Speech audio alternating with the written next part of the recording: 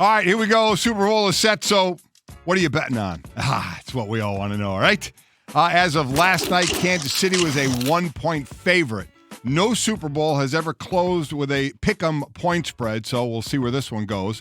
4 Super Bowls have had a line of less than 2. Looks like this year's Super Bowl will be somewhere in there. Caesar Sportbook opened with the Chiefs a 1.5 favorites on Sunday, taking early bets, a lot of early bets on the 49ers.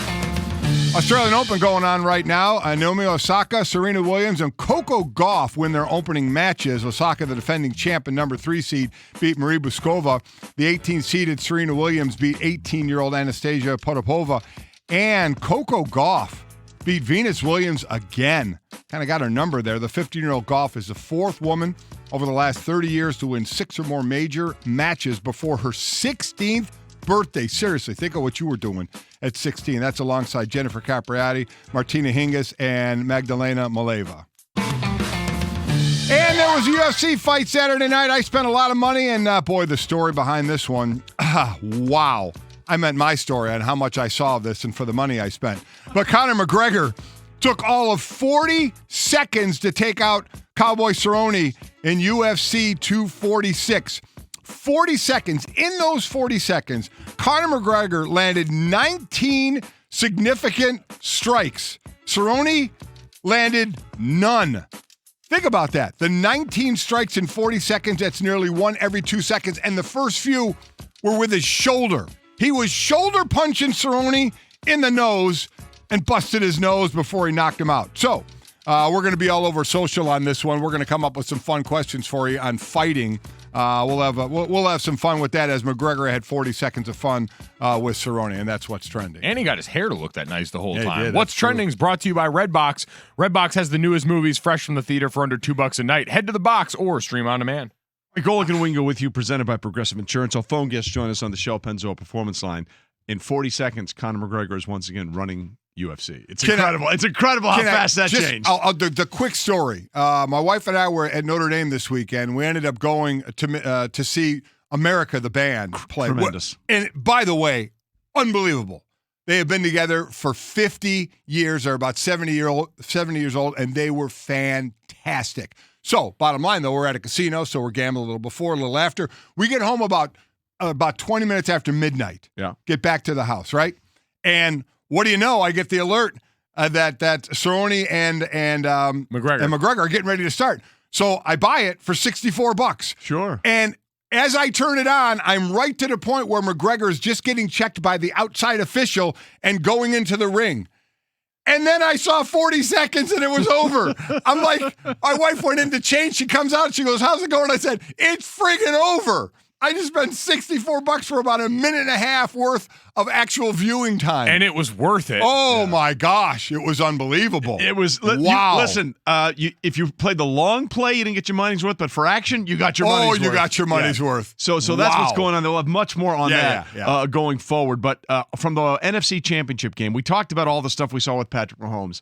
I was watching the game, and I said to myself, wait a minute. When was the last time I saw the Niners throw a pass? And I had our good friends at ESPN Research, Gordo, my adopted nephew, run some numbers. Since the divisional game where Jimmy Garoppolo threw an interception to Vikings linebacker Eric Kendricks with 2:49 left, from that time on till the end of the NFC Championship game, the 49ers threw a grand total of 14 passes over their last 92 minutes of play in the playoffs. 14 passes. They threw it 8 times. That's the fewest number of pass attempts in a conference title game ever in NFL history. And only twice before had there been fewer passes. And those were in the 73 season and the 1935 season. So we are in the Wayback Machine with how the Niners got to the Super Bowl compared to what we saw with Mahomes and the Chiefs. It is one of the most remarkable. To steal a line from the Sandlot, Kyle Shanahan as an offensive play caller is less than a god, but more than a man. What we have seen in the run that he has been on. like the master manipulation that happens with their run game, because we see just gaudy run numbers. Yeah. What you don't see is every play. They are one of the top, if not the top teams when it comes to yards gained with pre-snap motion. So they're doing a lot of, the cloak and dagger. They're doing a lot of the smoke and mirrors before it. The misdirection that goes into their run game. The use of all those top sweeps.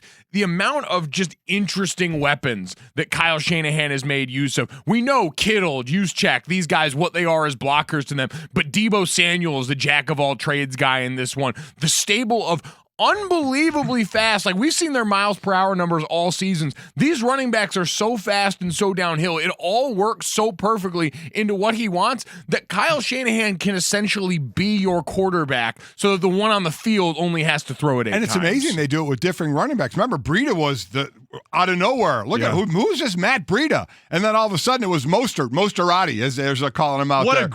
What a great nickname they have on the Niners radio but broadcast it's Mostert. team. Then last game it was Coleman. Yeah. And so Coleman was getting, then he got hurt. He hurt his shoulder, had to get carted off. So we'll see if he's ready. So it was back to Mostert, and he goes for 220 yards. I mean, they were doing it with 3 different running backs all year long. Really impressive. Yeah, this is why this is probably going to be like loosely looked at as the analytics Super Bowl.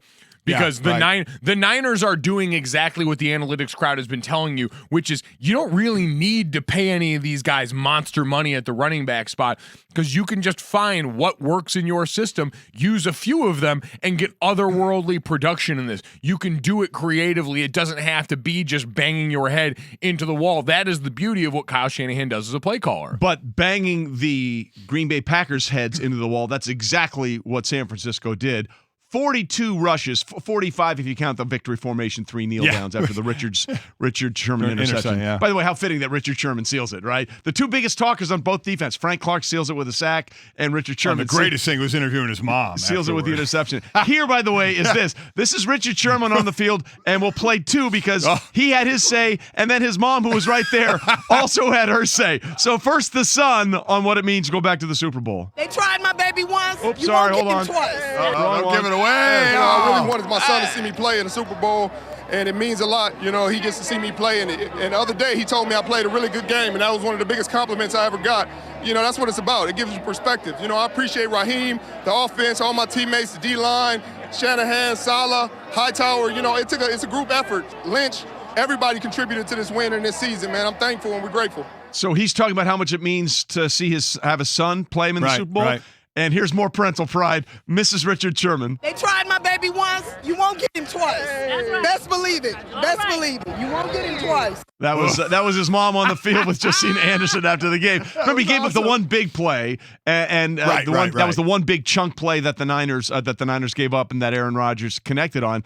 And then, of course, they tried it again late, and Richard Sherman picked it off to seal the win. Didn't stop Darrelle Revis from talking. What was that about? Yeah, what for those that don't know, Darrelle Revis was out on social media. Listen, we all know one of the great corners that played in the game, and really giving it to Sherman why he wasn't following Devontae Adams. He did very early, was over at I think the first or second play. Moved around a little bit. And they normally he's it. the left cornerback. If you're on the defense, he's on the left side, and so he didn't follow Devontae Adams all day. Did very, very briefly.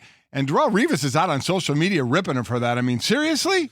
Talk about it was pretty. Well, I guess it fits the show because to me it was pretty petty. I mean, what's the need to go out on social media and do that? The man is a great player. He's off to the Super Bowl, and you want to be petty about it. Yeah, but we can't call him out on that because we are the pettiest show in America. On some level, we can be petty to people, but don't let other people be petty to people. We want to be petty. It's like your family. I can make fun of my brother. You can't say anything about it. They can't do that to our pledges. Only we can do that to our pledges. But you got the last laugh, Richard Sherman on the field and on Twitter, clapping back strong, as Richard always does. All right, we got a lot more to get to. The one thing that the 2 Super Bowl teams actually have in common, we'll get to that after this. All right, running your business is a 24/7, 365 job. Every problem, every solution is up to you. When a problem arises and you need a solution, Grainger's got your back. Whatever you need, or I should say whether you need critical items fast, something isn't working right, or you can't find exactly what you're looking for, Grainger is ready to help because you don't stop. Neither do they. Grainger has 24/7 customer support, sourcing specialists, and same-day pickup and delivery options. Don't forget about their on-demand products and technical expertise. Whatever you need, whenever you need it, Grainger's got your back. Call or click Grainger.com or stop by a branch. Grainger,